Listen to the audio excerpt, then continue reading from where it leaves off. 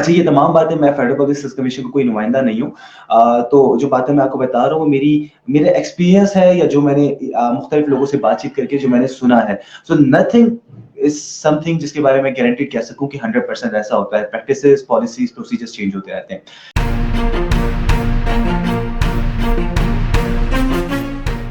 Right, अस्सलाम वालेकुम everyone. I am your host canyon Asif और आज का जो हमारा सेशन है, this is all about senior auditor preparation. और फेडरल पब्लिक सर्विस कमीशन की तरफ से हर साल कई मरतबा इस तरह की पोजीशंस अनाउंस होती हैं जो ग्रेड 16 की होती हैं, सीनियर ऑडिटर की होती हैं। आप में से बहुत सारे लोग जिनका कॉमर्स का या मैनेजमेंट साइंसेज का बैकग्राउंड है, ये इन पोस्ट के लिए अप्लाई करते हैं। और एक बहुत बड़ी तादाद में ये पोस्ट आ रही हैं। पाकिस्तान मिलिट्री अकाउंट्स डिपार्टमेंट की आप बात करें, या आप सीजीए की बात करें, कंट्रोल जनरल अकाउंट्स की, या एजीपीआर की बात करें, या एजी ऑफिस की, या किसी भी इस डोमेन में रहने वाले ऑफिस की आप बात करें, जहाँ पे अकाउंट्स के साथ डीलिंग होती है, जहाँ पे ऑडिट के साथ डील होती है। वहां पर सीनियर ऑडिटर की पोजीशंस का आना एक बहुत ही रेगुलर बात है। और मैं समझता हूँ कि वो तमाम लोग जिनका कॉमर्स का बैकग्राउंड है, या इवन जिनका कॉमर्स का बैकग्राउंड नहीं भी है, for them to start a career in government is मतलब ये इसके लिए बड़ा जबरदस्त टूल है कि आप सीनियर ऑडिटर की जो पोजीशंस है आप उनके लिए अप्लाई करें। और आप इन पोजीशंस का जो इंटरव्यू है इसको क्रैक करके, इसका जो रिटन एग्जाम है उसको क्रैक करके आप एटलीस्ट अपने करियर की एक बहुत जबरदस्त इब्तिदा कर सकते हैं। द फर्स्ट क्वेश्चन, बहुत सारे सवाल मुझसे होते रहे इस अरसे में, और आप भी फेसबुक के थ्रू हमसे इंटरेक्ट कर सकते हैं। और हमारा जो सेशन है यहाँ पे, आप कमेंट्स के थ्रू कोई क्वेश्चन है आपका तो you can definitely ask me. जनाब, सिलसिला ये है कि सबसे पहली बात तो ये कि सीनियर ऑडिटर ही क्यों हम इस पोस्ट पर, पर्सनली मैं इतना ज्यादा फोकस क्यों कर रहा हूँ। एंड दूसरी बात ये कि हु एम आई कि इस पोजीशन के हवाले से आपको गाइड करूं या बात करूं इस पर। द फर्स्ट थिंग इज कि जब आप सीनियर ऑडिटर की बात करते हैं, ग्रेड 16 की बहुत ही जबरदस्त पोजीशन है। और आप अगर आपने बैचलर्स किया है एंड फ्रेश ग्रेजुएट, तो गवर्नमेंट सर्विस में अगर आपने आना है तो आपके लिए आपकी फील्ड से रिलेटेड ही चूंकि इसमें क्वेश्चन है, इससे बेहतर स्टार्ट कोई नहीं हो सकता। ग्रेड 16 में चूंकि फेडरल गवर्नमेंट की जॉब है, तो आप जहां चाहे जब चाहे आप ट्रांसफर ले सकते हैं, कोयटा से बाहर, बलूचिस्तान से बाहर, या बलूचिस्तान में रहते हुए। इसके अलावा आपकी अपॉर्चुनिटी ये है कि ग्रेड 16 है तो बहुत सारी चीजें, बहुत सारी तनख्वाहें, बहुत सारे अलाउंसेस आपके बहुत बेहतर होते हैं, क्योंकि grade 16 obviously is a gazetted position. इसके अलावा इसका एक बहुत इंपॉर्टेंट फायदा ये है कि जो फेडरल गवर्नमेंट के इदारे होते हैं उसमें एक अलाउंस मिलता है जिसको हम हाउस एक्विजिशन अलाउंस कहते हैं। अगर आप हाउस रेंट की बात करें तो फॉर एग्जांपल आपका 5,000 रुपए का कोई हाउस एक्विजिशन अलाउंस होगा, सॉरी हाउस रेंट अलाउंस होगा, या शायद उससे भी कम, 3-4 हजार। लेकिन अगर आप इन इदारों में काम कर रहे हैं जो फेडरल गवर्नमेंट के सिलेक्टेड डिपार्टमेंट्स हैं, और आप ऑब्वियसली क्वेटा में सर्व कर रहे हैं, तो आपको लगभग, अगर मैं गलत नहीं हूं तो कोई 18 से 19 हजार रुपए के करीब आपको सिर्फ हाउस एक्विजिशन अलाउंस मिलेगा, जो घर का रेंट होता है। इसके अलावा और बहुत सारी सहूलतें हैं, बहुत सारी बेनिफिट्स हैं। So again, this is the perfect place for you all कि आप अपने जो जो भी आपका सिलसिला है आप उसको बेहतर से बेहतर बनाएं। और बहुत सारे सवाल मुझे अभी से रिसीव हो रहे हैं, एंड सबसे ज्यादा सवाल तो ये है कि सेशन कब स्टार्ट होगा। एंड आई शेयर्ड अर्लियर कि हम तकरीबन 9:30 बजे सेशन को स्टार्ट कर देंगे। थोड़ा सा डिले हुआ टेक्निकल, लेकिन still we have started the session, right. अच्छा, हु एम आई, मैं क्यों ये चीज आपसे शेयर कर रहा हूँ, आप इसे बहुत सारे लोग जानते हैं, जो नहीं जानते। 2014 में जो सीनियर ऑडिटर के एग्जाम, जो पोस्ट अनाउंस हुई थी पाकिस्तान मिलिट्री अकाउंट्स डिपार्टमेंट में, जिसके इंटरव्यूज के लिए आप तैयारी कर रहे हैं, जिसकी रिसेंटली शॉर्टलिस्टिंग हुई है, ये वाला टेस्ट मैंने दिया था, और इस टेस्ट के बाद मेरा इंटरव्यू हुआ था। एंड 2017 में इसका रिजल्ट आया, और उस रिजल्ट में जो पूरे पाकिस्तान की जो मेरिट लिस्ट बनी थी, उसमें जो सबसे पहला नाम था वो अल्हम्दुलिल्लाह मेरा था। So based on my experience मैंने ऐसा क्या किया कि ऑब्वियसली अल्लाह ताला का करम था, लेकिन इसके अलावा कोई ऐसी टिप्स जो मैं आपसे शेयर कर सकूं, जिनके थ्रू मैंने ना सिर्फ इस एग्जाम को क्रैक किया, बल्कि ये जो इंटरव्यू था और जो रिटर्न था, इसका जो कंबाइंड रिजल्ट था, उसमें मैं पूरे पाकिस्तान में पहले नंबर पे आया। तो कुछ टिप्स मैं उस हवाले से भी शेयर करूंगा आपके साथ। बहुत सारे सवालात हैं जो मुझे पहुंच रहे हैं। सबसे पहला सवाल जो हो रहा है मुझसे, वो ये कि हमें कैसे पता लगेगा कि हम शॉर्टलिस्ट हुए हैं या नहीं हुए हैं इंटरव्यू के लिए। क्योंकि बहुत सारे लोग ये कहते हैं कि सर हमसे डॉक्यूमेंट्स मंगवा लिए गए बट हम शॉर्टलिस्ट नहीं हुए।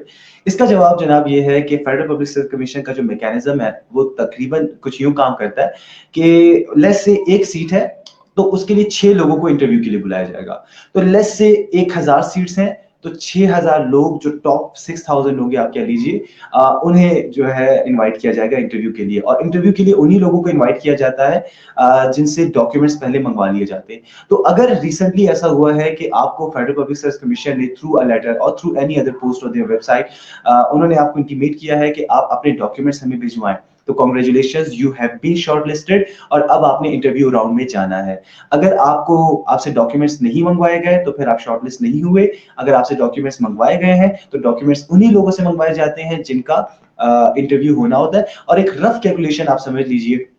अच्छा, ये तमाम बातें, मैं फेडरल पब्लिक सर्विस कमीशन का कोई नुमाइंदा नहीं हूँ, तो जो बातें मैं आपको बता रहा हूँ वो मेरा एक्सपीरियंस है या जो मैंने मुख्तलिफ लोगों से बातचीत करके जो मैंने सुना है। सो नथिंग इज समथिंग जिसके बारे में गारंटीड कह सकूं कि 100% ऐसा होता है। प्रैक्टिसेस, पॉलिसीज, प्रोसीजर्स चेंज होते रहते हैं। खैर, मैं आपको बता रहा था कि एक पोस्ट के अगेंस्ट तकरीबन 6 लोगों का इंटरव्यू होता है, तो 1000 पोस्ट हैं अगर, तो 6000 लोगों से डॉक्यूमेंट्स मंगवाए जाएंगे। सो अगर आपसे डॉक्यूमेंट्स मंगवाए गए हैं तो इसका मतलब ये है आप उन 6000 लोगों में से हैं जिनका इंटरव्यू आगे होना है। राइट। अब एक और सवाल जो बार बार होता है कि इंटरव्यू कब होगा। मेरा जवाब होता है कि इंटरव्यू अगले 3 महीने या 2 महीने से लेकर अगले 2 सालों में कभी भी हो सकता है। Now this again is a very strange answer। इस बात की शायद आपको समझ ना आए, तो आप ये कह सकते हैं, मतलब सुनने में शायद आपको ऐसा लगे कि इंटरव्यू 2 महीने से 2 साल के दरमियान में कभी भी हो सकता है। नहीं, ऐसा भी नहीं है। फेडरल पब्लिक सर्विस कमीशन जो इंटरव्यूज कंडक्ट करता है, again what I have seen is के ये बैच वाइज इंटरव्यूज कंडक्ट करते हैं। आपने अगर पोजीशंस को देखा हो तो कुछ फिक्स कोटा होता है मेरिट की सीट्स का, ऑल पाकिस्तान मेरिट। अब इट डजंट मैटर कि आपका ताल्लुक किस जेंडर से है, किस सूबे से है, कहां से है, आप ऑल पाकिस्तान मेरिट के लिए compete कर सकते हैं। इसके अलावा आपने देखा होगा सूबाई कोटा होता है। अच्छा, सूबाई कोटा जो है उसके अलावा आपने देखा होगा एक बहुत इंपॉर्टेंट चीज होती है which is the gender based quota या द माइनॉरिटी कोटा। तो ये जो कोटा सिस्टम है, कोटा बेस पर आपके इंटरव्यूज शेड्यूल हो रहे होते हैं। अब मैं आपको एग्जांपल दूंगा। फर्स्ट करें, अभी जो पोस्ट आई थी और जिनका अभी इंटरव्यू होना है उनकी लेस से 50 पोस्टें हैं। मुझे एग्जैक्ट तादाद याद नहीं, अंदाजा ले लेते 50। मैंने आपको क्या बताया कि 300 लोग जो हैं एक पोस्ट के अगेंस्ट 6 लोग, और 50 पोस्ट के अगेंस्ट 300 लोग जो होंगे उनका इंटरव्यू कंडक्ट किया जाएगा। ये जो टॉप 300 होंगे इनका इंटरव्यू होगा। अब इनमें से कुछ लोग शायद कराची में बैठे हों, कुछ कोयटा में बैठे हों, कुछ लाहौर में बैठे हों। तो जो लाहौर में बैठे उनका लाहौर में इंटरव्यू होगा, जो कराची में बैठे उनका कराची में, जो कोयटा में बैठे उनका कोयटा में। राइट। तो इवन इन माय केस मेरा जो इंटरव्यू हुआ था वो फॉरेन हो गया था और वो कोयटा में ही हुआ था। और हमारे बलूचिस्तान से उस वक्त 12 लोग थे जिनको इंटरव्यू के लिए शॉर्टलिस्ट किया गया था। अच्छा, तो सबसे पहले जो इंटरव्यू बैच होता है, इंटरव्यू फेज होता है, वो होता है मेरिट की सीट्स के लिए। तो आपका अगर अगर आपको फॉरेन कॉल आ जाए सॉरी, अगर आपको फॉरेन कॉल आ जाए कि आपका इंटरव्यू होने वाला है या आपको फॉरेन अगले 1 महीने में 15-20 दिनों में इंटरव्यू देना है, तो गेट रेडी, क्योंकि इसका मतलब ये है कि आप मेरिट की सीट के लिए compete कर रहे हैं।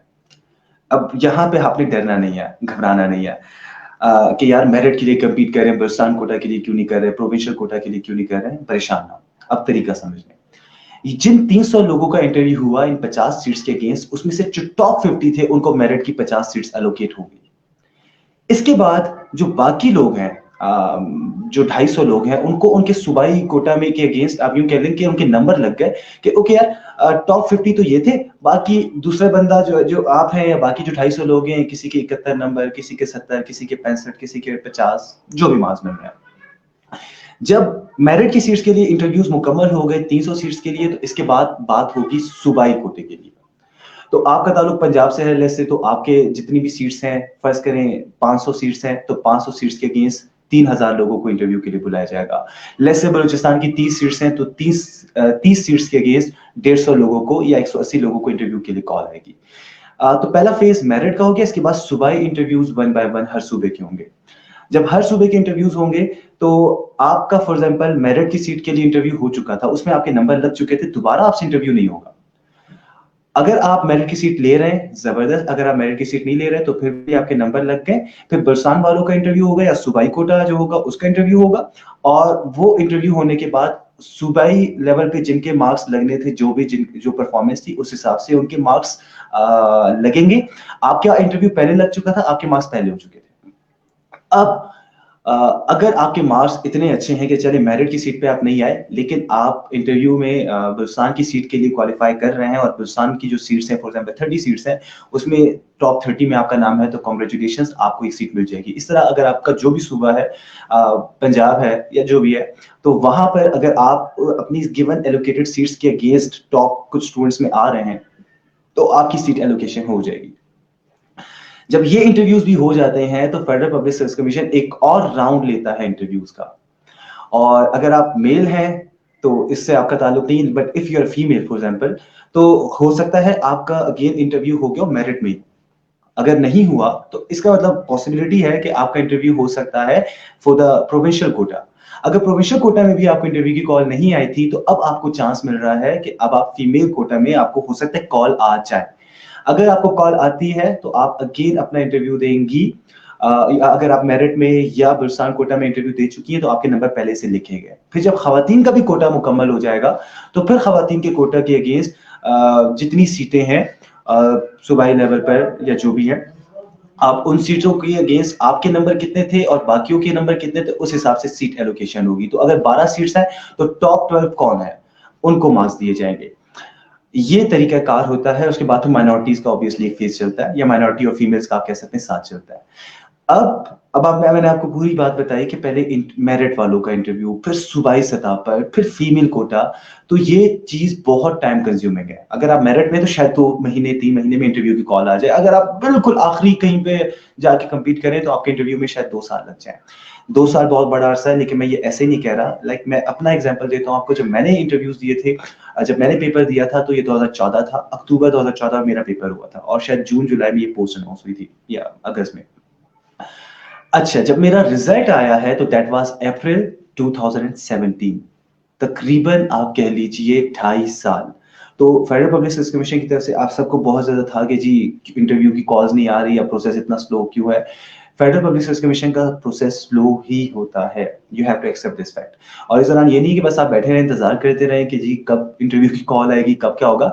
दूसरी पोजीशंस आ रही हैं, मुसलसल अप्लाई करते रहे। आपका काम अप्लाई करते रहना है, मेहनत करते रहना है। बाकी अल्लाह ताला की तरफ से जब भी जो चीज आपके नसीब में लिखी होगी वो उस टाइम पर हो जाएगी। ठीक है, तो ये चीज जहन में रखिएगा। I hope this is clear. अच्छा, इसमें फर्दर कुछ और चीजें हैं जो मैं आपसे शेयर करना चाहूंगा, और आपके कुछ कमेंट्स हैं, आपके कुछ क्वेश्चन हैं, मैं उन क्वेश्चंस को भी लूंगा। मूविंग ऑन, एक चीज जो आपको हो सकता है गलतफहमी हो। गलतफहमी ये हो सकती है कि मैंने तो इंटरव्यू मेरिट की सीट के लिए इंटरव्यू दिया, यानी मेरा जो था बड़ा जबरदस्त जो है सिलसिला हो गया, और मुझे सबसे पहले इंटरव्यू की कॉल आ गई है। तो मेरिट में तो मेरा हो जाएगा, और मेरिट में नहीं हुआ तो बलूचिस्तान में तो हो ही जाएगा। ठीक है, या अगर आप खातून है तो आप कहें चले फीमेल्स के कोटा में हो जाएगा। याद रखिए, फेडरल पब्लिक सर्विस कमीशन का जो इंटरव्यू होता है उसकी अच्छी खासी वेटेज होती है। आप भले ही ऑल पाकिस्तान मेरिट के लिए कंपीट कर रहे हो अपने रिटर्न पेपर की बेस पर, लेकिन अगर आप अच्छा परफॉर्म नहीं करते इंटरव्यू में, तो आप भूल जाएं कि आपको मेरिट की सीट मिलेगी, आप भूल जाएं कि आपको फेडरल की सीट भी मिलेगी, सॉरी सूबे की सीट भी मिलेगी। और अगर आप खातून है तो खवातीन की सीट या कोई माइनॉरिटी की सीट आपको मिलेगी, अगर वो चीज आप पे अप्लाई होती है। लाइक इन माय केस, जब हम कोयटा से इंटरव्यू दे रहे थे तो 12 लोग थे जो मेरिट की सीट्स के लिए कंपीट कर रहे थे, मेरे अलावा 11 लोग थे।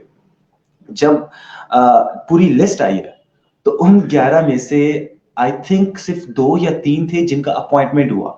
या चले मेरिट की सीट नहीं मिली, खैर यार बाकी सीट जो थी फेडरल प्रोविंशियल तो मिल जाती, लेकिन उन्होंने इंटरव्यू इतना बुरा दिया कि वो इस चीज को बिल्कुल ही लूज कर गए।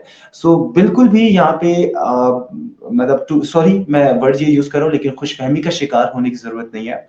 आपने जितना अच्छा भी रिटन टेस्ट दिया हो, अगर आप इंटरव्यू ठीक से नहीं दे रहे हैं, आप अपने साथ दुश्मनी कर रहे हैं। सो इंटरव्यू के लिए अच्छे तरीके से तैयार हो, बेहतरीन इंटरव्यू दें, and take it as serious as you can. याद रखें, पहले आपका मुकाबला भेड़ बकरियों से, लगड़ बगड़ से, हर किस्म के बंदे से था। Sorry for my words. कहने का मकसद ये है कि एक ऐसा बंदा जिसने सारी उम्र नहीं पढ़ा, उसने भी अप्लाई कर दिया, उसने भी टेस्ट दे दिया। एक ऐसा बंदा जिसका वो दिन खराब था, उसने भी टेस्ट दे दिया। एक बंदा जो बिल्कुल आउट ऑफ टच था, उसने भी टेस्ट दिया था। तो you competed with them all, और उसमें आप सिलेक्ट हो गए, बहुत जबरदस्त बात है। लेकिन इसमें असल इम्तिहान ही ये है कि आप इंटरव्यू में क्या करते हैं, क्योंकि now you are going to compete with the best, let's say 5,000 people of Pakistan. अब आपका शुमार पाकिस्तान के बेस्ट 5000 लोगों में हो रहा है और बेहतरीन 5000 लोगों से आपको compete करना है। यहाँ बहुत इंपॉर्टेंट फैक्टर होगा कि आप जो है अपना जो भी सिलसिला है उसको अच्छे से तैयार करें। अच्छा, मैंने ये चीज़ क्लियर कर दी है कि तरीकाकार क्या है इंटरव्यूज़ का, कब-कब हो सकता है और ये मैकेनिज़्म कैसे काम करता है और किस हिसाब से कोटा डिस्ट्रीब्यूशन होती है और किस हिसाब से इंटरव्यूज़ लिए जाते हैं। अब सवाल ये पैदा होता है कि इंटरव्यू किस किस्म का होता है, किस किस्म के सवालात होते हैं। देखिए, फेडरल पब्लिक सर्विस कमीशन का जो इंटरव्यू है दैट इज़ वेरी प्रोफेशनल। आप इसको बलुचिस्तान पब्लिक सर्विस कमीशन के इंटरव्यू से कंपेयर नहीं कर सकते, जहां आपको जनरल नॉलेज में आपसे बड़े अजीबो-गरीब किस्म के, बड़े मुश्किल किस्म के और बिल्कुल नॉन रेलेवेंट किस्म के सवाल पूछे पूछे जाते हैं। तो अगर आप अकाउंटेंट के लिए फेडरल पब्लिक सर्विस कमीशन में इंटरव्यू दे रहे हैं, तो बहुत हद तक वो आपसे आपकी फील्ड के बारे में पूछेंगे। वो आपसे अकाउंटिंग के बारे में पूछेंगे, वो आपसे ऑडिटिंग के बारे में पूछेंगे या अगर आपने एमबीए किया है, जो भी आपकी फील्ड है, उससे रिलेटेड पूछेंगे। जो मेरे दोस्त जिन्होंने मेरे साथ इंटरव्यू दिया था, उनमें से कुछ लोगों ने एमए इकोनॉमिक्स किया हुआ था, तो उनसे इकोनॉमिक लेवल पर, इकोनॉमिक पॉलिसी पर, फिस्कल पॉलिसी पर, मॉनेटरी पॉलिसी पर भी बात हुई थी। चूंकि मैंने बीकॉम की बेस पे अप्लाई किया हुआ था, तो मुझसे सारी की सारी बात कॉमर्स के सब्जेक्ट से रिलेटेड हुई थी बहुत हद तक। ठीक है, इसके अलावा भी कुछ, बट ज्यादातर ये। सो डोंट एक्सपेक्ट कि जी वो आपको बहुत ज्यादा तंग करेंगे with regard to general knowledge, with regard to current affairs, क्योंकि एक मेंटालिटी बन गई है कि जी बलुचिस्तान पब्लिक सर्विस कमीशन में तो ये होता है। ठीक है, बलुचिस्तान पब्लिक सर्विस कमीशन में आपसे सिकंदर के घोड़े का नाम पूछा जाता होगा। फेडरल पब्लिक सर्विस कमीशन में ऐसा यूजुअली नहीं होता। I am using the word usually क्योंकि आमतौर पर यही फीडबैक मुझे मिला है। कहीं कुछ एक्सेप्शन हो जाए तो ऑब्वियसली उसके बारे में कहा नहीं जा सकता, but again your prime focus should be your field of study. आप ऑडिटर और अकाउंटेंट जो है उस फील्ड के लिए इंटरव्यू दे रहे हैं, तो आपका कोर फोकस उन चीजों पे होना चाहिए, बजाय इसके कि आप बैठ के जनरल नॉलेज याद कर रहे हो, आप दरियाओं के नाम, समंदरों के नाम, सिक्कों के नाम, शहरों के नाम और इस किस्म की चीजें याद कर रहे हो। हाँ, इन चीजों पे एक नजर जरूर दौड़ाइएगा, लेकिन तब जब आप बाकी तमाम चीजों पे अच्छे तरीके से फोकस करके उसके लिए तैयार हो चुके हो। अच्छा, एक और इम्पॉर्टेंट चीज के साथ तैयारी कहाँ से करें? देखिए, फेडरल पब्लिक सर्विस कमीशन या बलुचिस्तान पब्लिक सर्विस कमीशन के जितने भी इंटरव्यूज होते हैं या जो भी सिलसिला होता है, ये कभी भी आपकी ना सिर्फ इस एग्जाम के लिए आपने क्या तैयारी की इसको नहीं चेक कर दे, बल्कि आप कोई भी कम्पिटेटिव एग्जाम उठा लें। ये आपकी पूरी तालीमी जो काबिलियत है ना, जितना आपको मैट्रिक में कहते थे पढ़ लो, एफएससी में कहते थे पढ़ लो, ये उसकी आजमाइश करते हैं। डजंट मीन कि एफएससी से पूछेंगे, लेकिन आपका जो एकेडमिक बेस रहा है, अगर आपने बीकॉम पढ़ के किया है, एमकॉम पढ़ के किया है, एमबीए आपने पढ़ के किया है, तो जो चीजें आपको आती हैं या आनी चाहिए, ये ज्यादातर उन्हीं चीजों को एक्सप्लोर करेंगे, उन्हीं चीजों के बारे में आपसे सवाल करेंगे। So like when I was attempting the interview, तो मुझसे जो ज्यादा सवाल हुए वो ऑर्गेनाइजेशंस के बारे में हुए। Private limited companies, public limited companies, हर कंपनी के कितने मेंबर्स होते हैं, कॉमन सी से क्या मुराद है। एक और इम्पोर्टेंट जो चीज थी वो ये थी कि फेडरल पब्लिक सर्विस कमीशन में ना वो कभी भी सवालों की लिस्ट लेकर आपके साथ नहीं आए होते। दे डोंट आस्क यू कि अचानक एक पेज निकाला, डायरी निकाली, उनके उस पेज पर एक सवाल था कि एफिल टावर के ऊपर जो बांस लगा है उसकी ऊंचाई कितनी है। They don't ask you such questions. वो आपसे एक सवाल करते हैं और उस सवाल का जो जवाब आप देते हैं, उस जवाब में से वो सवाल निकालते हैं। तो अगर आप कहते हैं कि जी आपसे सवाल होता है कंपनी क्या है और आप बताते हैं कि कंपनी एक ऐसा बिजनेस है जिसमें हर बंदा शेयर्स लेकर उसमें इन्वेस्ट करता है, तो आपने शेयर्स का वर्ड यूज किया, अगला सवाल वो शेयर्स से रिलेटेड करेंगे और शेयर्स की टाइप्स पूछेंगे। आप शेयर्स की टाइप्स बताते हुए ऑर्डिनरी शेयर्स की बात करेंगे और आप हल्का सा कहीं उसमें कहेंगे कि सर इसमें डिविडेंड नहीं मिलता, प्रॉफिट मिलता है, तो आपसे डिविडेंड के बारे में सवाल करेंगे, डिविडेंड कहाँ मिलता है, फिर आप कहेंगे बॉन्ड्स में मिलता है।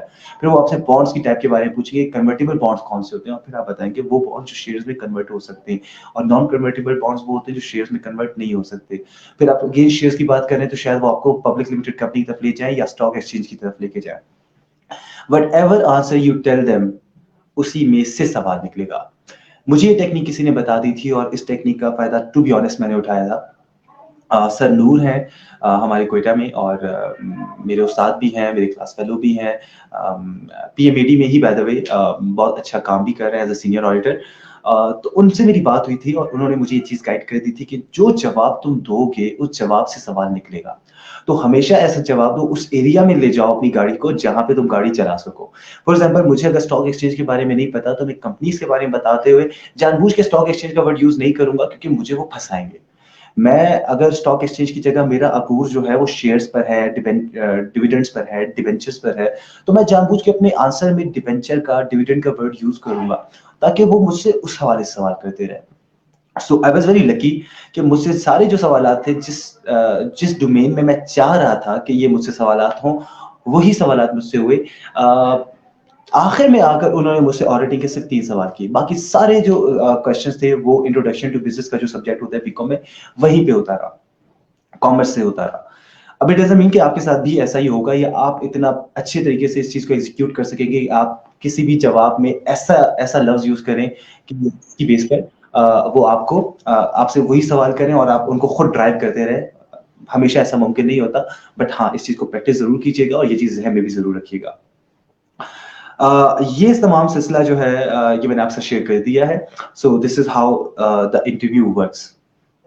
अब मैंने मैकेनिज्म आपको बता दिया, मैंने आपको बता दिया कि सीनियर ऑडिटर की जॉब क्यों जरूरी है, मैंने आपको इसके कुछ बेसिक पर्स बता दिए हैं। एक सवाल जो है, मुख्तलिफ चीजें हो रही हैं, but about the over age issue, देखिए I am not a representative of federal public service commission, लेकिन सिलसिला ये है कि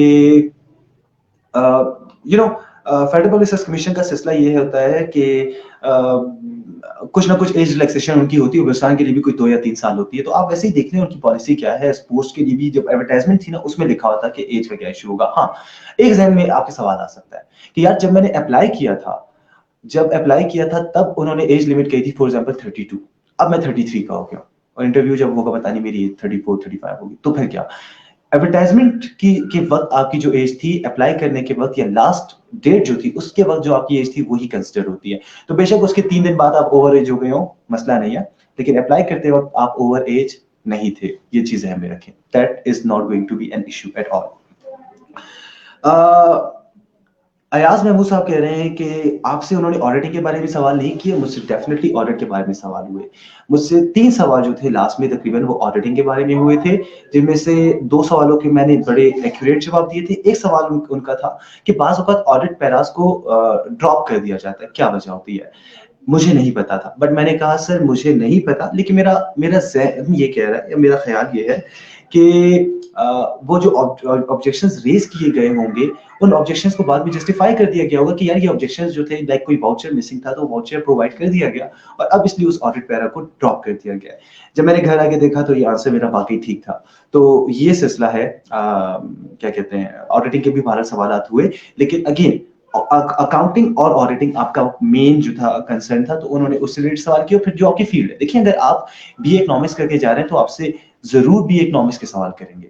डोंट एक्सपेक्ट कि वो सिर्फ जो आपने पेपर की तैयारी की आपसे वही होगा, या आपके पेपर में अगर एचआरएम नहीं थी तो एचआरएम से रिलेटेड सवाल नहीं होगा या कम्युनिकेशन से रिलेटेड नहीं होगा। वो आपकी जो भी फील्ड ऑफ स्टडी है उससे रिलेटेड सवाल करेंगे। तो आपने केमिस्ट्री में बीए किया हुआ है, बीएससी की हुई, अब आपसे केमिस्ट्री से रिलेटेड सवाल हो सकते हैं। इट डिपेंड्स कि आपने किस फील्ड में पढ़ा, उससे रिलेटेड सवाल भी, पहला कंटेंट, और जो आप जिस चीज के लिए इंटरव्यू दे रहे हो, जो रिटन पेपर में चीजें पूछी गई, अकाउंटिंग, ऑडिटिंग वगैरह वगैरह, उनसे भी। और आप बहुत लकी हैं अगर आपने अकाउंटिंग और ऑडिटिंग ही पढ़ी है एज अ कोर्स और आपने पेपर भी इसी चीज का दिया है। सो ये जो चीज थी, इस चीज को ध्यान में रखिएगा। जिशान कादिर पूछ रहे हैं कि मेरिट की सीट के क्या बेनिफिट्स हैं। मेरिट की सीट का बेनिफिट देखो कोई भी नहीं है। हाँ, एक चीज है, एक ऑनर है कि यार बाकी जो लोग थे वो मतलब मैं अपने आप को देखूं तो मैं यार पाकिस्तान लेवल पे कम्पीट करके पाकिस्तान लेवल की मैंने सीख ली है, ठीक है, पहली बात तो ये। हाँ, एक और चीज होती है और वो चीज बड़ी जरूरी है, वो चीज है प्रमोशन। प्रमोशन कैसे? आपने हमेशा सुना होगा कि गवर्नमेंट सेक्टर में ना ज्वाइनिंग पहले देनी चाहिए, ज्वाइनिंग जल्दी जल्दी दे दो ताकि तुम सीनियरिटी में काउंट हो जाओ। या ये ग्रेड 1 से लेकर ग्रेड 15 तक ये बात होती है, ठीक है ना। तो जो लोग जल्दी ज्वाइनिंग दे देते हैं वो सीनियर काउंट होते हैं। मैंने एक दिन लेट की, आपने एक दिन जल्दी की, आप मेरे सीनियर हो गए, मैं आपका जूनियर हो गया। प्रमोशन में सिर्फ एक बंदे का नंबर था तो आप प्रमोट हो जाएंगे, मैं बैठा रहूंगा कई साल इंतजार करूंगा। फेडरल पब्लिक सर्विस कमीशन की जो जॉब्स हैं, चूंकि ग्रेड 16 एंड अबव को ज्यादा डील करते हैं, तो ग्रेड 16 और अबव ये होता है कि जो बंदा मेरिट लिस्ट में जितना ऊपर है, प्रमोशन में उसका नंबर भी पहले आएगा, यानी सीनियरिटी में वो पहले काउंट होगा।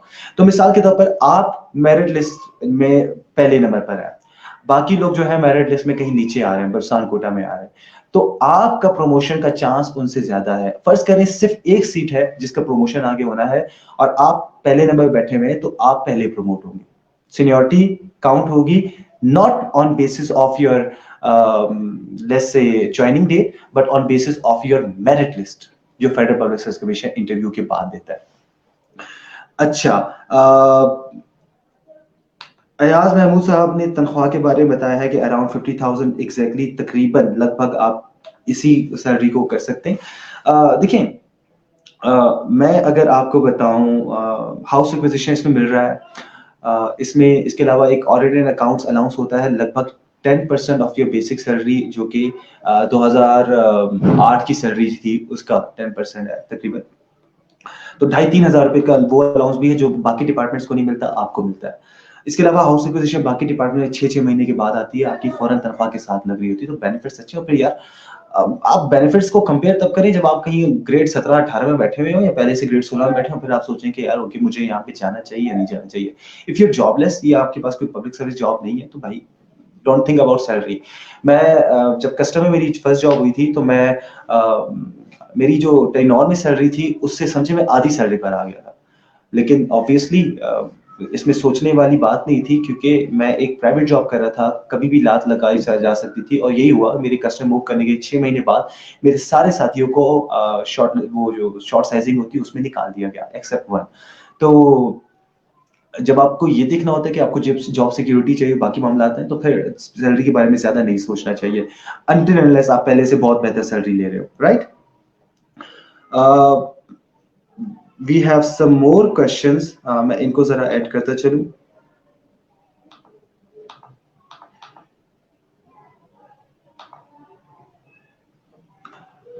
आई can't see more of your questions, लेकिन आप अगर कोई क्वेश्चन आपका था जो मुझसे मिस हो गया है, तो आप जरूर उसको दोबारा पोस्ट कर दें, मैं उसको चेक करता हूँ। इंटरव्यूज के बारे में अब फर्दर हम बात कर रहे हैं। सर, ये 50 के आफ्टर एडिंग हाउस रिक्विजिशन है या उसके बगैर? देखिए, 50 आई बिलीव कि आफ्टर एडिंग हाउस रिक्विजिशन है, और ये 50 की बजाय शायद 55 के आसपास हो। मैं आपको एग्जैक्टली इसलिए नहीं बता पा रहा क्योंकि when I was in customs, मैं ग्रेड 16 में था, तो मुझे 16,000 जो था कस्टम वालों को इजाफी अलाउंस मिलते, 2 अलाउंस मिलते, एक 10,000 का, एक 6,000 का। तो उसमें हाउस रिक्विजिशन ऐड करने के बाद दैट वाज अराउंड 52,000। लेकिन अगर मैं चले वो 16,000 निकाल देता हूँ, तो 38, 40, और हाउस या 50 आप लगा लें विद हाउस रिक्विजिशन, ठीक है। 50 आप हाउस रिक्विजिशन के साथ काउंट करें। अच्छा, ये मेरे पास कमेंट्स में आपके तमाम कमेंट्स नहीं आ रहे, आई डोंट नो ऐसा क्यों हो रहा है।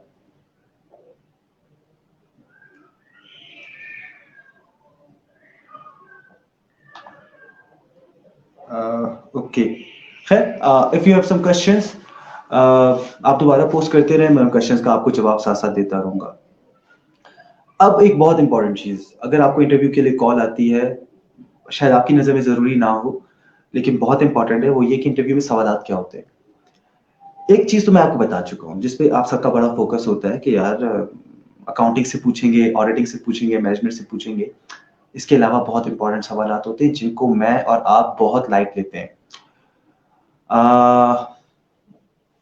पहला सवाल आमतौर पर जो आपसे किया जाता है, जिसको आप बड़ा आसान समझते हैं, वो ये है कि यार अपना तारुफ करवाएं, इंट्रोड्यूस योरसेल्फ। और हम बड़ा फजूल किस्म का तारुफ करवाते हैं माजरत के साथ। जी, मेरा नाम केनान आसिफ है, मैं कोयटा में रहता हूँ, मैंने इस्लामिया हाई स्कूल से मैट्रिक किया है, मैंने एफएससी जो थी फिलानी कॉलेज से की है, फलानी कॉलेज से मैंने बीकॉम किया है, फिलानी यूनिवर्सिटी से मैंने एमकॉम किया है। हम इतने बहन भाई हैं। मुझे क्रिकेट खेलना बहुत पसंद है, मैं हॉकी खेलता हूँ, मुझे WWE देखना बहुत पसंद है। दिस इज आवर इंट्रोडक्शन, हम ये अपना तारुफ करवा रहे हैं, राइट। ये बात बहुत ही स्टूपिड है, ये तारुफ बहुत स्टूपिड है। तारुफ का क्वेश्चन, इसको मैं क्रिकेट में अगर मिसाल दूं ना, तो जैसे आपको क्रिकेट में एक नो बॉल मिलती है, नो बॉल के बाद आपको फ्री हिट मिलती है, बेटा क्रीज से निकल के मारो, जहां खेलना है खेलो, दैट इज योर चांस। इसके बाद सारे क्वेश्चंस ऐसे होंगे जिसमें आप उनको अगर कुछ बताना चाहते होंगे अपने बारे में, अपनी कामयाबियों के बारे में, अपनी स्टोरी के बारे में, अपनी लाइफ के बारे में, आप नहीं बता सकेंगे क्योंकि सवाल गंतुम जवाब चलना हो जाएगा। ये वो क्वेश्चन है जिसमें आपको खुल के खेलने का मौका मिला था, उनको इंप्रेस करने का मौका मिला था, and you lost this free hit telling them आप कितने बहन भाई हो, आपने कौन से स्कूल से पढ़ा है, आप का फेवरेट खेल कौन सा है, आप कौन सी पबजी में कौन से लेवल पर हो, या ये तमाम बकवासियात। Introduce yourself is the worst question जिसके थ्रू आप अपने इंटरव्यू को बर्बाद कर सकते हो। सीरियसली स्पीकिंग, इसको हम बड़ा लाइट लेते हैं। अब इंट्रोड्यूस योरसेल्फ में बोले क्या, घर का भी नहीं बताना, अबू क्या करते हैं वो भी नहीं बताना, वालदा क्या करती है वो भी नहीं बताना, बहन भाइयों के बारे में भी जिक्र नहीं करना, तो भाई किस चीज का जिक्र करना है। इंट्रोड्यूस योरसेल्फ में आपने वो बातें बतानी है 1 से 1.5 मिनट में, या यूं समझे 60 सेकेंड्स में, जो उनको निहायत मुतासिर करते हैं आपके बारे में। कैसे मुतासिर करें? अब मैं आपको एग्जांपल देता हूं। मैं हमेशा स्टूडेंट्स को कहता हूं आप इस चीज को जरा गूगल भी कीजिएगा, इसको पढ़िएगा, इसको सर्च कीजिएगा। एलिवेटर स्पीचेस होती हैं, और एलिवेटर स्पीचेस का कॉन्सेप्ट ये होता है कि आप एक बंदे से मिल रहे हैं जिसके साथ हमेशा से काम करने का ख्वाब रहा है आपका, जिससे आप बहुत मुतासिर हैं। आप एक होटल में हैं और लिफ्ट खुली, आप लिफ्ट में गए और वो बंदा आपको लिफ्ट में मिल गया और वो अगले फ्लोर पे जा रहा है। आपके पास लिफ्ट में बात करने के लिए 40 से 45 सेकंड है। अब आप उसको अपने बारे में ऐसा क्या बताएंगे कि वो बंदा आपको अपना कार्ड दे और कहे कि यार मैं आपसे मिलना चाहूंगा। That is your elevator speech. अब आप खुद सोचें, आज आपको ऐसा मौका मिल जाए किसी बंदे से मिलने का जिससे मिलने की तमन्ना है दिल में, तो आप क्या मिलेंगे उससे, क्या बात करेंगे? आपके जहन में बात ही नहीं आएगी, आप समझ ही नहीं पाएंगे बोलूं क्या। बेहतर ये होता है कि आप अपने आप को इस मौके के लिए पहले से तैयार कर लें, और वो जो तारुफ आप उस शख्स को देना चाहेंगे, जो आपकी जिंदगी मौत का एक मरहला होगा कि यार इस बंदे से मिला हूं तो चांस गवाना नहीं है, उस बंदे को अपने बारे में क्या कहोगे, क्या बताओगे, that is your introduction. Obvious information मत बताएं कि आपने मैट्रिक कहां से किया, एफएससी कहां से की, वो चीजें जो आपकी सीवी में बड़ी वाज़ेह तौर पे लिखी है वो मत बताएं। Tell us something that they don't know, जो उन्होंने आपकी सीवी में नहीं पढ़ा। ये दो सॉरी, ये दो तरह की चीजें हो सकती हैं। आपकी माजी की कामयाबियां, आप किन हालात में तालीम हासिल करके आए, ये बज़ाहिर एक बंदे को लग रहा है हाँ फर्स्ट डिवीजन है, लेकिन यार फर्स्ट डिवीजन कैसे हासिल किया है, कितने घंटे नौकरियां करके, ख्वारियां करके, झाड़ू लगा के, बर्तन मांज के, पता नहीं क्या क्या करके आपने ये मार्क्स लिए होंगे, उनको बताएं, क्योंकि ये आपकी सीवी में नहीं लिखा। अच्छा, माजी में अगर आपको लगता है कि सर मेरी तो कोई ऐसी अचीवमेंट्स नहीं है, नो प्रॉब्लम, यार आपके कुछ गोल्स तो होंगे, कुछ आपके विजन तो होगा, तो उसको जरूर शेयर करो। तो इंट्रोड्यूस योरसेल्फ, इसका जवाब बहुत अच्छे से प्रिपेयर करके जाएं, और रटा सवालों का, जवाबों का मत लगाना। वो पैशन नजर नहीं आएगा ना आपके आंसर में, तो मामला खराब होगा। दूसरा, वो आपसे एक सवाल करेंगे, अगर आप प्रोफेशनल हैं, आप फर्ज करें, अगेन मेरा केस आप ले, मैं टेक्नोलॉजी में जॉब कर रहा हूं और मैं ऑडिटर का इंटरव्यू दे रहा हूं। इससे पहले मैंने अकाउंटिंग एक्सपीरियंस भी शो किया कि मैंने अकाउंटिंग किया। तो उन्होंने मुझसे सवाल किया कि यार आप टेक्नोलॉजी में जॉब कर रहे हैं, इतनी अच्छी सैलरीज होती हैं, दूसरे मुल्कों के, दूसरे शहरों के चक्कर शशके पता नहीं क्या कुछ, तो आप ये इंटरव्यू क्यों देना चाह रहे हैं, आप सीनियर ऑडिटर के तौर पे क्यों ज्वाइन करना चाह रहे हैं? एंड माय आंसर वाज कि सर मेरा हमेशा से ये पैशन रहा है कि मैं एज एन अकाउंटेंट गवर्नमेंट को ज्वाइन करूं। मैं अपनी तालीम को, जो मैंने सीखा है, सारी उम्र मैंने किया as a student, from first year of college to fourth year of college और सिक्स्थ ईयर ऑफ कॉलेज, मैं उस नॉलेज को जरा यूटिलाइज करूं। टेक्नोलॉजी में मेरी वो सलाहियत यूटिलाइज नहीं हो रही। I am happy with my job, मेरी सैलरी अच्छी है, लेकिन जो स्किल मैंने सारी उम्र सीखा, अगर मैं उसी को अप्लाई नहीं कर रहा तो फायदा क्या है? अब आप मेरा आंसर कॉपी नहीं करेंगे, आप अपना जो नेचुरल आपको जवाब आ रहा है और जो जो लिंक कर रहा है उस सिचुएशन के साथ, आपको वो जवाब देंगे, ठीक है? क्योंकि दे आर वेरी, मतलब उनको बड़ी समझ आ जानी है। उन्होंने अगले, मुझे एक बंदे ने जवाब दिया था इंटरव्यू कर देते, मैं इंटरव्यू ले रहा था एक बंदे का अकाउंटेंट के लिए, और मैंने कहा जी क्यों ज्वाइन करना चाह रहे हैं? सर अकाउंटिंग पढ़ने का बड़ा शौक है, अकाउंटिंग अकाउंटिंग अकाउंटिंग। मैंने कहा ओके। मैंने सीवी निकाली, सीजीपीए देखा, तो अकाउंटिंग में ही कोई 30 40 50 नंबर्स लेके बंदा पास हुआ था। सो इसका मतलब ये था कि वो बंदा झूठ बोल रहा था, और मैंने ये बात उसकी पकड़ ली। तो आपने भी झूठ नहीं बोलना, ऑनेस्टी के साथ जो भी रियलिस्टिक बात होती है आपके दिल में, उसको सिर्फ एक्सप्लेन प्रॉपर्ली करना है। अच्छा, आपसे ये सवाल हो सकता है कि आप इस इदारे को क्यों ज्वाइन करना चाहते हैं? अगेन आपको बहुत जरूरी है आपके लिए कि आप उस इदारे को पढ़ के जाओ। आपको पता हो कि पाकिस्तान मिलिट्री अकाउंट डिपार्टमेंट क्या है, इसकी जॉब डिस्क्रिप्शन क्या है। अक्सर लोग तो इसको आर्मी का इदारा समझ के जा रहे होते हैं। आप आर्मी का ऑडिट जरूर करते हैं, but you are a civilian institute, right? तो लोगों को नहीं पता होता। आप अपने इदारे को पढ़ के जाएं कि आपका इदारा क्या काम करता है, और फिर ये देखें कि वो इदारा जो उसका विजन है, जो उसका मिशन है, जो उसका गोल है, उसमें आप कहाँ फिट बैठते हो। मैं आपको दो मिसालें दूंगा। मेरा जब कस्टम में इंटरव्यू था, तो मुझसे सवाल हुआ, why do you want to join us. अच्छा, मुझे टू बी ऑनेस्ट मुझे पता भी था कि ये कस्टम है। मैंने क्योंकि लेटर में जो हेड था, लेटर हेड था, वो एफबीआर लिखा हुआ था। तो बहरहाल मैंने ये कहा कि सर मेरा हमेशा से विजन था कि मैं पाकिस्तान के सबसे बड़े मालियाती इदारों को सर्व करना चाहता हूँ, तो वो या तो स्टेट बैंक है या फेडरल बोर्ड ऑफ रेवेन्यू है। And they like this answer. तो आपका भी अपना विजन क्लियर हो कि आप पीएमएडी में क्यों जानना चाहते हैं। आप जॉब सिक्योरिटी की वजह से जाना चाहते हैं, ऑनेस्टली बताएं। हाँ, स्टूपिड आंसर्स ना हो, इस तरह के आंसर्स ना हो कि सर मेरे घर के बहुत करीब है तो आराम से आ जा सकूंगा, या सर गवर्नमेंट जॉब में जो है मुझे पता है 11-12 बजे जाना है, 2 बजे वापस आ जाना है। So don't give stupid answers. जो रियलिस्टिक आंसर्स हैं, जो आपके दिल के करीब हैं, जो ऑनेस्ट आंसर्स हैं, लेकिन जो सेंस बनाते हैं, वो आंसर्स आपने देने। तो आपसे सवालात में मैंने आपसे कहा कि इंट्रोडक्शन आपका पूछा जा सकता है, आप किस इदारे में जॉब कर रहे हैं और आप यहाँ पे क्यों मूव करना चाह रहे हैं, आपसे ये सवाल हो सकता है। आपसे और बहुत सारे सवालात हो सकते हैं, और इन सवालात में मिसाल के तौर पर आपकी स्ट्रेंथ्स क्या है, आपकी वीकनेसेस क्या है। आपके पास, आपके लिए बहुत जरूरी है किसी भी इंटरव्यू में जब जाओ ना, तो यार आपकी स्ट्रेंथ्स अगेन अलाइन होनी चाहिए विद द जॉब डिस्क्रिप्शन। मैं बोलता बहुत हूँ, ये जॉब, ये स्ट्रेंथ है अगर मेरी, और मैं अच्छा बोलता हूँ, कॉन्फिडेंटली बोलता हूँ, लोगों के साथ डील कर सकता हूँ, तो ये स्ट्रेंथ मार्केटिंग में, सेल्स में, टीचिंग में तो काम आ सकती है, अकाउंटिंग में इसका कोई काम नहीं। अकाउंटिंग में उनको वो बनना चाहिए जिसके एनालिटिकल स्किल्स अच्छे हों। अकाउंटिंग में उनको वो बंदा चाहिए जो स्ट्रेस बेयर कर सकता हो। अकाउंटिंग में वो बंदा चाहिए जो काम में खो जाता हो और उसको दुनिया का होश ना रहता हो। अकाउंटिंग में वो बंदा चाहिए जो गलतियां पकड़ने, गलतियां ढूंढने पर बिलीव करता हो, और गलतियों से सीखने पर बिलीव करके मिस्टेक्स को दूर करता हो, नंबर्स के साथ खेलता हो, जिसका मैथ्स अच्छा हो, दूसरे वर्ड्स में। तो आपको अपनी स्ट्रेंथ्स वो बतानी है जो जॉब डिस्क्रिप्शन के लिए जरूरी है।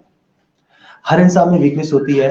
अब एक तरीका, अक्सर लोग कहते हैं वीकनेस यूं बताओ कि मैं जी बड़ा परफेक्शनिस्ट हूँ, और काम अच्छा ना हो तो मुझे पसंद नहीं आता, मुझे बहुत बुरा लगता है। इंटरव्यूअर इज नॉट फूल, बेवकूफ नहीं है वो, उसको पता लग जाएगा आप उसे बेवकूफ बनाना चाह रहे हैं। मैं परफेक्शनिस्ट हूँ, ये क्या जवाब है। एक जमाने में काम करता होगा, अब नहीं करता। तो आपको बड़ी ऑनेस्टी के साथ अपनी वीकनेस बतानी है, जो भी वीकनेस है। लेकिन मेक श्योर कि वो वीकनेस ऐसी वीकनेस भी ना हो कि आपको जो जॉब है उनको लगे कि यार ये बंदा तो जॉब ही नहीं कर सकेगा। एक बंदा मार्केटिंग के लिए का इंटरव्यू देता है और कहता है सर मुझे शर्म बहुत आती है लोगों से बात करते हुए। आप रखोगे उसको? मैं तो नहीं रखूंगा। यही बात अकाउंटिंग या ऑडिटिंग में होती है कि यार मैं सर फाइल फाइल वर्क मुझे पसंद नहीं है, नंबर्स मेरे मुझे बहुत बुरे लगते हैं, मैथ्स मेरा बहुत ही वीक है। If you are saying this, you are not fit for the job. तो आपकी वीकनेस वो हो जो जॉब के ऊपर अफेक्ट ना करती हो, तो आपने उसी हिसाब से अपनी वीकनेसेस को इवेल्युएट भी करना है।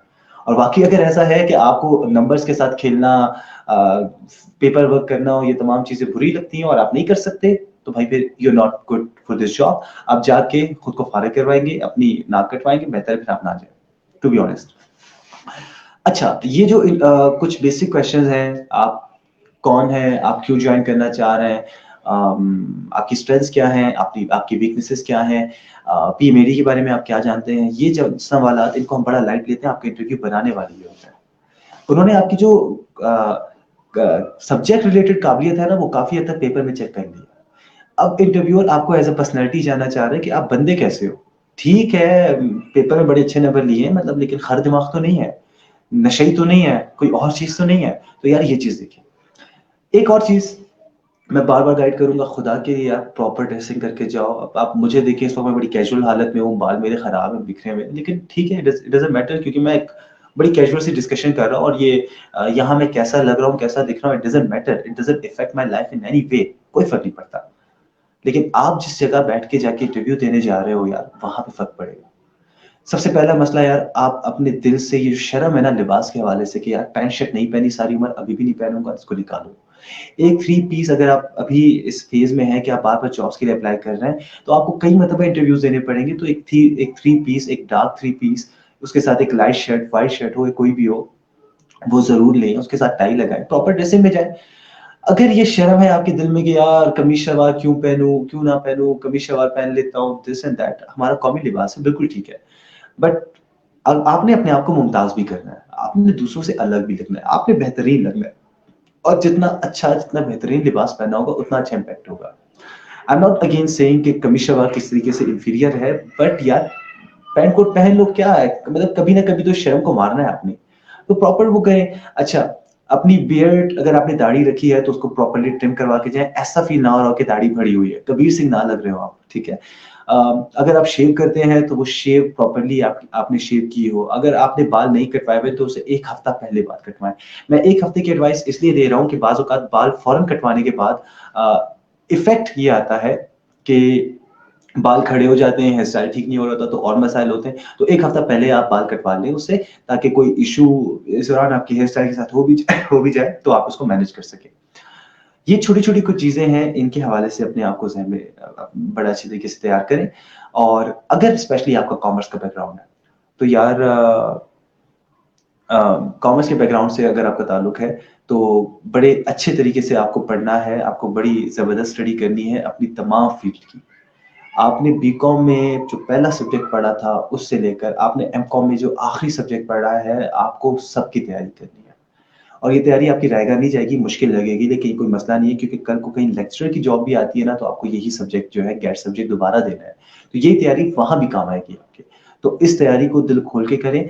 और मैं अक्सर एक बात सुनता, कहता, पढ़ता आया हूँ कि यार अगर वही करोगे जो आज तक किया है, तो वही मिलेगा जो आज तक मिला है। तो अगर आपका सिलसिला ये है कि मेहनत से घबरा रहे हो, दिल छोटा करके बैठ गए हो, ज़्यादा मेहनत नहीं हो रही है, तो ठीक है, जो हालात सबके हैं आपके सामने, जो बेरोज़गारी का आलम है, जो जॉबलेसनेस है, आप उसको फेस करते रहेंगे। लेकिन यार अगर निकलना है, ज़िंदगी में कुछ करना है, अपने घरवालों की, अपनी तकदीर को सेट करना है, तो यार this is a great platform है। मैं बार-बार कह रहा हूँ, इस जैसा मौका आपको बार-बार नहीं मिलेगा। इतना ग्रेट नंबर ऑफ सीट्स है। फिर स्पेशली जो बलूचिस्तान वाले, मैं उनको एड्रेस करना चाहूँगा कि यार कॉमर्स के लोग वैसे ही बलूचिस्तान में बहुत कम है। फिर कॉमर्स के वो लोग जिन्होंने पढ़ के कॉमर्स किया, वो तो वैसे ही बहुत कम है। तो अगर खुशकिस्मती से आपका नाम उन लोगों में आया है जिनको जो इंटरव्यू लिस्ट में शामिल हुए, तो प्लीज़ इस अपॉर्च्युनिटी को जाने मत दें, गँवाएँ मत। बेहतरीन तरीके से इस अपॉर्च्युनिटी को यूटिलाइज़ करें एंड इंशाल्लाह आप मुझे दुआएँ देंगे। अच्छा, any good teacher for interview preparation in Quetta? Rizwan, I am, यार आपके सामने बैठा हुआ हूँ। तो कुछ इंटरव्यू के हवाले से गाइडेंस जो है वो मैं आपको देता रहूंगा वक्तन फवक्तन। इसके अलावा कुछ और क्लासेस का सिलसिला भी आई एम थिंकिंग कि मैं इसको भी यूटिलाइज करूँ, ऑनलाइन भी और फिजिकल भी। तो कुछ हम उन चीज़ों को भी डील करेंगे। पढ़ना देखें आपने, आपको पानी के पास लेके आया जा सकता है, घोड़े को दरिया के किनारे लाया जा सकता है, लेकिन पानी घोड़ा खुद पीता है। तो आपको गाइडेंस ज़रूर दी जा सकती है, आपको टाइम दिया जा सकता है, आपको मोटिवेट किया जा सकता है और आपको डायरेक्शन दी जा सकती है कि किस चीज़ को कैसे स्टडी करना है। But at the end of the day this is up to you. और वो एक सिलसिला जो है वो इंशाल्लाह मैं बहुत जल्द करूँगा। तो आप मुझसे कॉन्टैक्ट कर सकते हैं और इस चीज़ को यूटिलाइज़ कर सकते हैं। अच्छा, हसनैन की तरफ से एक सवाल था कि जेस्चर कैसे होने चाहिए और हम सवालों के जवाब इंग्लिश में दें या उर्दू में दें? यार बहुत इंपॉर्टेंट है। बॉडी लैंग्वेज आपकी बड़ी पॉजिटिव हो। अगर आपने फॉर एग्जांपल पैंट कोट पहना हुआ है, अच्छा असूल नहीं है, फिक्स नहीं है, लेकिन अगर ऐसे करो तो बेहतर है। जब आप रूम में एंटर हो तो आपका जो कोट का बटन है ना, दरमियान वाला लेट्स से, वो बंद होना चाहिए और जब आप सीट पे बैठने लगे तो आपने उस बटन को खोल देना है। इसके अलावा बहुत सारी गाइडलाइन मैं पहले अपने स्टूडेंट्स को दे चुका हूँ। हाथ मिलाना है, नहीं मिलाना, हाथ मिलाना है तो कैसे मिलाना है, कितने लोग होंगे तो हाथ मिलाना है, या टेबल का फासला कितना हो तो हाथ मिलाना है या नहीं मिलाना, अपोजिट जेंडर हो तो हाथ मिलाना है या नहीं मिलाना। बहुत सारी चीजें मैं पहले बता चुका हूँ, रिपीट नहीं करूंगा। लेकिन वही बात कि अगर आपसे इंग्लिश में सवाल हो रहा है तो मेरे भाई आपकी इंग्लिश फिर ऐसी होनी चाहिए कि आप इंग्लिश में जवाब दें। और अगर आपकी इंग्लिश अच्छी नहीं है तो प्रैक्टिस करें, इंग्लिश में सोचना स्टार्ट करें, इंग्लिश में बोलना स्टार्ट करें, इंग्लिश पढ़ना स्टार्ट करें, क्योंकि जब तक पढ़ेंगे नहीं तब तक बोल भी नहीं पाएंगे, जब तक सुनेंगे नहीं तब तक कह भी नहीं पाएंगे। तो इंग्लिश पढ़ना, लिखना, बोलना स्टार्ट कर दें अभी से, ठीक है। इसके अलावा एक चीज जो मुझे बड़ी नापसंद है, आपसे इंटरव्यू का क्वेश्चन, सवाल, आपका जो सवाल है वो उर्दू में हो रहा है। डोंट शो ओवर एफिशिएंसी कि जी मेरी तो इंग्लिश बहुत अच्छी है और मैं आपसे उर्दू में सवाल कर रहा हूँ। मैं ब्यूरोक्रेट होते हुए 21 ग्रेड में बैठा हुआ हूँ, मैं आपसे उर्दू में सवाल कर रहा हूँ और आप मुझे इंग्लिश में जवाब दे रहे हैं। Who the hell are you? आप समझते हैं क्या खुद को? So don't do this. आपसे जिस जुबान में सवाल हो रहा है, you should be competitive enough कि आप उस जुबान में जवाब दें। आपसे उर्दू में सवाल हो रहा है, उर्दू में जवाब दें। इंग्लिश में सवाल हो रहा है तो इंग्लिश में जवाब देने की सलाहियत भी आप में होनी चाहिए। सो ये आपके कुछ क्वेश्चंस हैं। This is all from my side, लेकिन दो और चीजें हैं जो मैं आपसे शेयर करना चाहूंगा, क्योंकि ये सवालात बार बार आ रहे थे, तो आई थॉट कि यार मैकेनिज्म पूरा समझा दिया जाए ताकि सबको पता हो क्या करना है। दो तीन चीजें हैं जो मैं आपसे शेयर करना चाहूंगा। दो अपॉर्चुनिटीज हैं इनफैक्ट, और मैं चाह रहा हूं कि आप लोग इससे फायदा उठाएं। आप सब ने रजिस्ट्रेशन की है सेशन के लिए, तो मेरे पास आप सबके ईमेल्स हैं।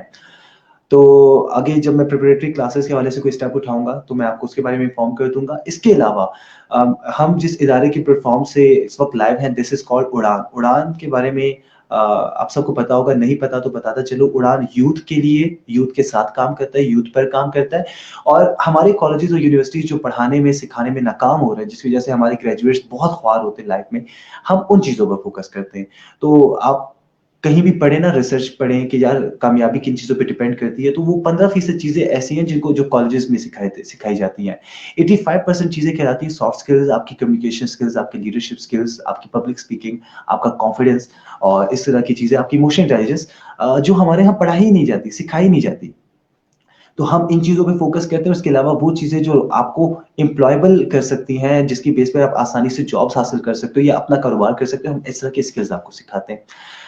दो स्कीम्स के बारे में आपको बताना चाहूंगा। आज हमारा एमओयू साइन हुआ है Pakistan emerging e commerce leaders नाम की ऑर्गेनाइजेशन के साथ। इस ऑर्गेनाइजेशन का जो काम है वो ये है कि दराज पे किस तरह से सेल करना है, अमेजोन पे क्या काम करना है, कैसे करना है, ये आपको इस हवाले से सिखाते हैं। इनके पास एक्सपर्ट्स हैं जो प्रैक्टिकली ये काम कर रहे हैं और माशाल्लाह बड़ा अच्छा खासा अर्न कर रहे हैं। तो हमने इनके साथ एक एमओयू साइन किया है। ये एक प्रोग्राम लॉन्च किया है इन्होंने, हिंदुस्तान ई एम्प्लॉयमेंट प्रोग्राम के नाम से, जिसमें जो नौजवान हैं उनको ट्रेनिंग दी जा रही है with regard to e commerce and Daraz selling and all that. तो अगर आप दराज पे या अमेजोन पे खुद सेल नहीं करना चाहते, वो भी कोई मसला नहीं है। आप किसी और के असिस्टेंट बनकर उसकी बेस पे इंक्रीज करते रहे, मामला देखते रहे और पैसे लेते रहे, तनख्वाह लेते रहे, तो एक अच्छी जॉब अपॉर्चुनिटी है ये। हमारे इनके साथ एग्रीमेंट साइन हुआ है और 200 पार्टिसिपेंट्स को बिल्कुल फ्री में ये कोर्स करवाएंगे। वो पार्टिसिपेंट जिनको हम उड़ान के थ्रू नॉमिनेट करेंगे। तो this is a great opportunity. मेरे पास आप सबके ईमेल्स हैं, मैं आप सबसे कांटेक्ट करूंगा। इसके अलावा आप में से जो लोग इंटरेस्टेड हैं वो उन फॉर्म्स को फिल कर दीजिएगा, हमें अपनी नॉमिनेशन भिजवा दीजिएगा। इसके अलावा दोस्तों के साथ भी शेयर करें, क्योंकि जो सिर्फ 200 पार्टिसिपेंट्स होंगे हमारी तरफ से, वो उड़ान की तरफ से स्पॉन्सर होंगे। बाकी फिर उनकी मर्जी है कि वो कितने लोग अकोमोडेट करते नहीं करते, बट हमारे 200 पार्टिसिपेंट्स बिल्कुल फ्री जा रहे हैं इस प्रोग्राम के लिए। It's a great program. तो इस हवाले से आपको अपडेट्स मिलती रहेंगी। अगर कोई क्वेश्चंस होंगे तो आप जरूर पूछ सकते हैं। सेकेंडली, एक शी लीड्स के नाम से प्रोजेक्ट है। हमारी को फाउंडर है उड़ान की उरूज अली, और उन्होंने भी आज सेशन में ज्वाइन करना था, हमें वो नहीं कर सकी। वो उसके बारे में आपको ज्यादा बेहतर तफसीलात बताती।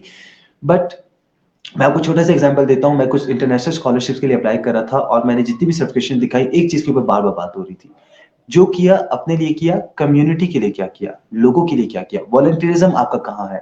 बाकी अलग बात है कि मैं कम्युनिटी के लिए काफी कुछ अपने तौर पे करता आया हूँ। मैं जॉब ब्रिजिंग कर रहा हूँ, लोग से मैं चार्ज नहीं कर रहा, पैसे नहीं ले रहा, और उनको एक जगह पे जॉब आ रही है उनको बता रहा हूँ, सीवीज लोगों की ठीक कर रहा हूँ, इस तरह के सेशंस कर रहा हूँ। लेकिन ऑब्वियसली मैं आपको आपसे चार्ज नहीं कर रहा, लेकिन मेरे पास कोई सर्टिफिकेट नहीं है इसका कि मैं ये काम कर रहा हूँ। तो इस तरह के सर्टिफिकेट्स की अक्सर जरूरत पड़ती है आपको, स्पेशली अगर आपने काम किया हो। तो शी लीड्स का एक बड़ा जबरदस्त प्रोजेक्ट है। कैनेडियन डोनर डोनर ये प्रोजेक्ट करवा रहा है। आपको ट्रेनिंग्स दी जाएंगी बड़ी अच्छी, बड़ी इंपॉर्टेंट। और उन ट्रेनिंग्स के बाद आपसे सोशल वर्क का छोटा सा, बड़ा मामूली से काम होगा। मिसाल के तौर पर एक बंदे के पास खून की कमी है, उसको कोई बीमारी है, आपने अपने 8-10 दोस्तों से ब्लड ग्रुप लेके उसको बस नंबर वो दे दिया कि यार ये जब भी खून की जरूरत पड़े इन 10 लोगों से राब्ता कर लें, तो ये कम्युनिटी सर्विस हो गई, राइट। तो इस तरह के छोटे छोटे काम करेंगे आप, और उसके अगेंस्ट आपको सर्टिफिकेट मिलेगा, and it's a great opportunity again. तो कुछ सीखना चाहते हैं, कुछ करना चाहते हैं, थोड़ा लीडरशिप में आना चाहते हैं, अपना कॉन्फिडेंस ग्रो करना चाहते हैं, तो दिस इज एन अपॉर्चुनिटी जो उरूज अली आपसे शेयर करेंगी। अगर उरूज हमारे साथ अवेलेबल है, because I can see her live right now. तो एक तो Yeah, ये हो and गया, और दूसरा पील हो गया। दिस इज समथिंग जिसके हवाले से आप जरूर देखिएगा। और Urooj, if you're available, yes, I am here. तो आप जो है आप प्रोसीड करें और शील्ड्स के बारे में बताएं हमारे जो पार्टिसिपेंट्स हैं। Okay. Kenan just left the room. Anyways, जी, everybody who's still with us, I know session बहुत लंबा हो गया है, but थोड़ा सा कंसाइज रखूंगी. शी लीड्स का जो प्रोजेक्ट है उसके हवाले से ये कि आप बिल्कुल, उसके हवाले से ये है कि आप लोग इस प्रोग्राम को जॉइन कर सकते हैं रोज मेल्स आपकी के। आवाज थोड़ी कम आ रही है, काइंडली जरा लाउड बोलिएगा। Okay, can you hear me now loud या एंड अब क्लियर? बेहतर। ओके। ये शी लीड्स का जो प्रोग्राम है इसमें mails and females both apply कर सकते हैं और ये बड़ा छोटा सा एक आपकी एक्टिविटी होगी, if we are counting it as an activity. Fees जो है ये फंड कर रहा है और शी लीड्स का प्रोग्राम 4 ममालिक में जो है ऑलरेडी चल चुका है। पाकिस्तान में ये अभी लॉन्च हुआ है एंड उसके साथ-साथ जो है क्वेटा में जो ऑर्गेनाइज़ेशन इसके साथ कनेक्टेड है, वो है सहर। इसके हवाले से मज़ीद डिटेल्स और आई नो बहुत सारे क्वेश्चंस होंगे, एक्टिविटीज़ किस तरह की होंगी और ट्रेनिंग्स कितने दिन की होंगी, ये छोटी-सी चीज़ मैं बता देती हूँ जी। ट्रेनिंग्स होंगी 7 डेज़ की ट्रेनिंग है जो कि 2 हफ़्ते पे हमने ब्रेक की है। 1 दिन ट्रेनिंग होगी, 1 दिन ऑफ होगा और 1 दिन की ट्रेनिंग कोई 1.5 घंटे की, ज़्यादा से ज़्यादा 1.5-2 घंटे की होगी, उससे ज़्यादा टाइम नहीं लेंगे। टाइमिंग आपकी अपनी मर्ज़ी के होंगे। इसके हवाले से बात करूँगी मैं कल इंशाल्लाह। और कोई और क्वेश्चंस हो तो आप ये जो उड़ान का ऑफ़िशियल नंबर है, आप इस पे अपना व्हाट्सएप के थ्रू अपना मैसेज ड्रॉप कर सकते हैं, आप एसएमएस ड्रॉप कर सकते हैं। आप हमें जो है शी लीड्स की ईमेल एड्रेस पे जो है वो हमें ईमेल ड्रॉप कर सकते हैं। आपके साथ जो शी लीड्स की डिटेल्स अभी शेयर हो जाएंगी इसी पेज पे। So I won't take much of your time. इंशाल्लाह आपसे बात होगी थोड़ी सी डिटेल में सुबह। Meanwhile just search about it and think about it and just spread the word जो हम लोग अभी अपने पेज पे शेयर करेंगे। थैंक यू कैनान। Right, thank you so much Arooj. And questions मैं आपके देखना चाह रहा हूँ कि अगर कोई हो जो मैंने मिस कर दिए हो तो मुझे ज़रूर आइडिया हो जाए। नहीं कैनान, and actually you answered all the questions, मैंने स्क्रीन पे शो भी किए थे। राइट, या ठीक है। Thank you so much Arooj, बहुत शुक्रिया। And thank you so much to all the participants. हम इस सेशन की वीडियो आपको ईमेल भी करने की कोशिश करेंगे। कोई और आपके क्वेश्चंस हो तो you have my number which is 0346656789 0346 6567890। ठीक है, तो बड़ा आसान सा नंबर है। आप कॉल से थोड़ा सा इज्तनाब कीजिएगा क्योंकि कोई भी इंसान कुछ भी कर रहा हो और इस दौरान अचानक ही कुछ कोई कॉल आ जाए जो वो अटेंड एक्सपेक्ट ना कर रहा हो तो जरा मुश्किल हो जाती है चीजें। तो आई वुड रिक्वेस्ट कि आप मुझे व्हाट्सएप पे एसएमएस कर दें एंड आई विल ट्राई कि आपकी जो भी क्वेरी है मैं उसको रिस्पॉन्ड कर सकूं। थैंक यू सो मच, अपना बहुत ख्याल रखिएगा। And if there is something that I have missed तो जरूर बताइएगा। इंशाल्लाह कोशिश करेंगे कि कोई और सेशन हम इस हवाले से रखें और आपको जरूर गाइड कर सके। इसके अलावा कस्टम इंस्पेक्टर के हवाले से मैं एक और सेशन करने जा रहा हूँ आने वाले चंद दिनों में, क्योंकि कस्टम इंस्पेक्टर की वैल्यूएशन ऑफिसर की भी जॉब्स आई हैं। And since I have this opportunity of serving in Pakistan customs as well, तो मेरा ख्याल है कि इस हवाले से भी जो थोड़ा बहुत मेरा फीडबैक होगा वो मैं आपको वो आपके लिए वैल्यूएबल रहेगा। तो उस हवाले से भी हम बात करेंगे। स्पेशली ये कि मैथ्स को, इंग्लिश को और इस तरह के जो सब्जेक्ट्स ये तो बड़े वास्ट हैं, या करंट अफेयर्स, जनरल नॉलेज बहुत वास्ट है। तो क्या पढ़ा जाए, कैसे पढ़ा जाए और याद कैसे किया जाए, तो हम इन चीजों में बात करेंगे in the next session. Thank you so much, अपना बहुत ख्याल रखिएगा।